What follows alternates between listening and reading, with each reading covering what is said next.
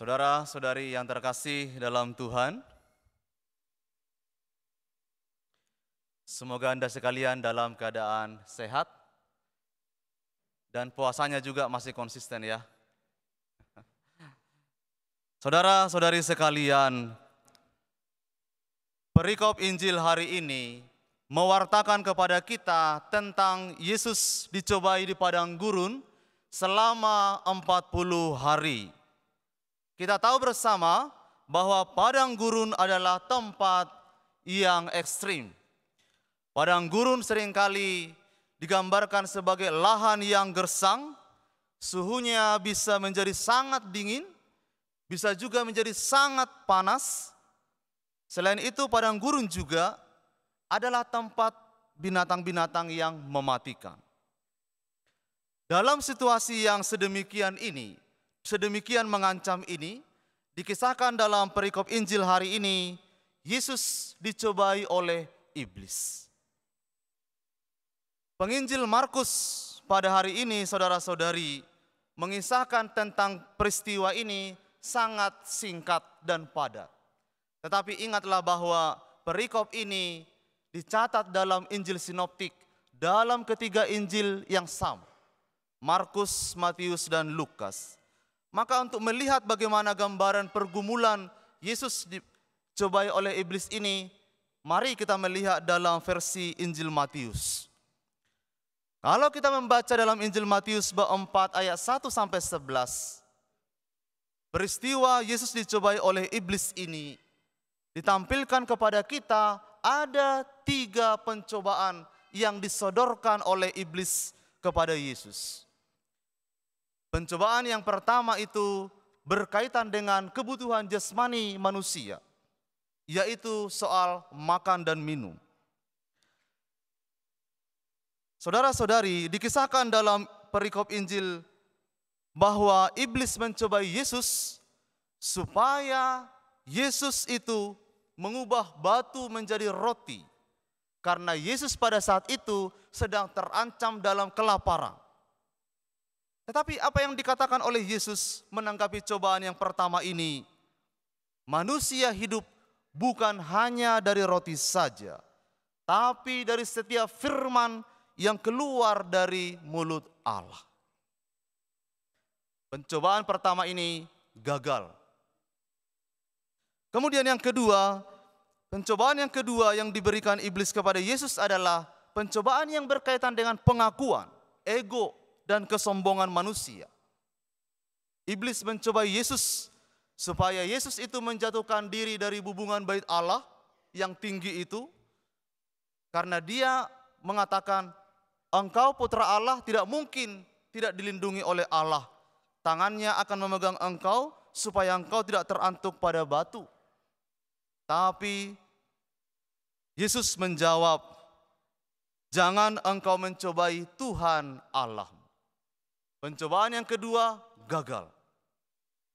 Kemudian yang ketiga, iblis mencobai Yesus dengan menawarkan harta kekuasaan.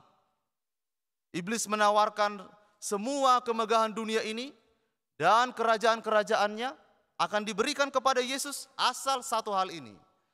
Jika Yesus mau sujud menyembah kepada iblis itu. Kalau dari tadi Yesus menjawab dengan lantang sedemikian itu, pada pencobaan yang ketiga ini, Yesus tidak hanya menjawab sedemikian, tapi Yesus menghardik iblis itu, enyahlah engkau iblis. Engkau harus menyembah Tuhan Allahmu dan hanya pada Tuhan saja engkau berbakti. Dan pencobaan ketiga pun berakhir dengan gagal. Saudara-saudari yang terkasih, Bapak Ibu sekalian, dari 3 pencobaan yang ditawarkan oleh iblis kepada Yesus ini, kalau kita melihat dalam terang iman kita, ini adalah bagian-bagian yang penting sekali dengan kehidupan kita. Berkaitan dengan kebutuhan jasmani kita, berkaitan dengan ego kita, kesombongan diri, dan berkaitan dengan harta kekuasaan. Itu adalah bagian-bagian penting dalam hidup manusia, juga bagian-bagian rentan untuk manusia yang mudah sekali menggoda kita dan menjerumuskan kita di dalamnya. Tetapi itulah yang dikalahkan oleh Yesus ketika ditawarkan oleh iblis. Semua cobaan-cobaan itu ditolak mentah-mentah oleh Yesus. Saudara-saudari yang terkasih, berkaitan dengan pencobaan Yesus di padang gurun ini, mari kita dengarkan sejenak apa yang dikatakan oleh gereja kita dalam Katekismus Gereja Katolik nomor 538 sampai 540. Singkatnya dikatakan demikian. Iblis mencobai Yesus karena berusaha untuk menggoyangkan sikap Yesus sebagai putra Allah. Iblis seolah ingin mengulangi cobaan yang pernah dilakukannya kepada Adam dan bangsa Israel di padang gurun. Dan pada dua peristiwa yang itu, iblis berhasil. Iblis berhasil menggoda Adam, iblis berhasil menggoda bangsa Israel di padang gurun. Tetapi di hadapan Yesus, iblis gagal. Di sini tampak para saudara-saudari bahwa Yesus adalah Adam baru yang setia. Adam pertama itu menyerah pada pencobaan, tunduk pada iblis. Israel selama 40 tahun di padang gurun berhasil ditaklukkan oleh iblis. Dan kita tahu dalam banyak perikop di Perjanjian Lama, Israel itu selama 40 tahun berjuang, tapi mereka jatuh dan mereka akhirnya menentang Yahweh. Yesus yang menang atas pencobaan ini tampil kepada kita sebagai hamba Allah yang taat kepada kehendak Bapa. Yesus adalah Adam baru, Israel baru yang memformulasikan kembali kesetiaan bangsa Israel kepada Allah. Saudara-saudariku yang terkasih dalam Tuhan, Yesus mengalahkan cobaan iblis di padang gurun. Ini adalah harapan bagi kita semua, bahwa kita pun akan mampu mengalahkan cobaan-cobaan iblis bila kita bertekun dalam ketaatan yang penuh pada kehendak Bapa. Yesus telah mengalahkan penggoda demi keselamatan kita. Dikatakan dalam kitab suci, sebab imam besar yang kita punya bukanlah imam besar yang tidak dapat turut merasakan kelemahan-kelemahan kita. Sebaliknya dia sama dengan kita, ia telah dicobai, hanya saja dia tidak berbuat dosa. Dalam Ibrani 4 ayat 15. Oleh karena itu para saudara-saudari, kiranya hari-hari Prapaskah ini, hari-hari pertobatan ini adalah hari-hari penting bagi kita, di mana kita menyatukan pertobatan kita dengan peristiwa Yesus dicobai di padang gurun.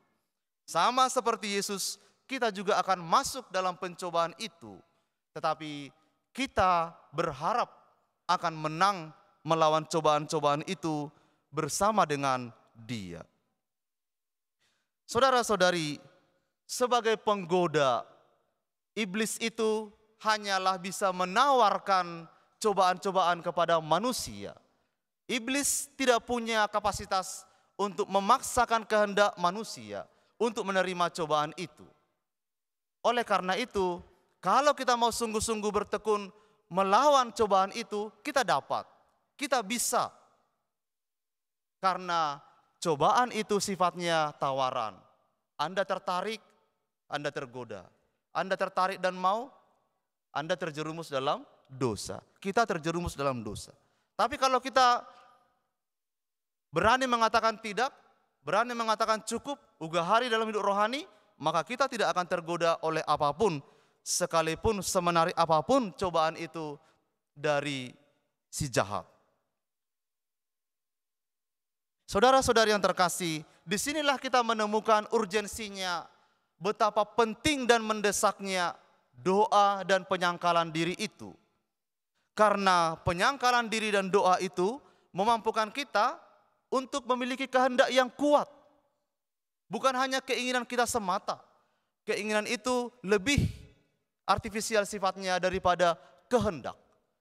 Doa tidak hanya membuat orang punya keinginan, tapi doa itu mengubah keinginan menjadi kehendak yang kuat. Godaan tidak cukup hanya kita lawan dengan keinginan-keinginan semata. Cobaan, godaan itu, tipu muslihat si jahat itu hanya dapat kita bentengi dengan kehendak yang kuat. Saudara-saudari, semua kita pernah mengalami godaan, bukan? Apapun bentuknya, apapun bobotnya. Tetapi yang membedakan barangkali ialah kehendak kita masing-masing. Kehendak yang kuat, sebesar apapun godaan dan tantangan pencobaannya, kita tidak akan tergoda di dalamnya. Kita tidak akan goyah di dalamnya.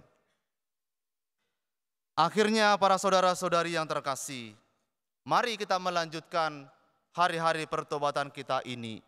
Tetaplah bertekun dalam puasa, tetaplah bertekun dalam pantang.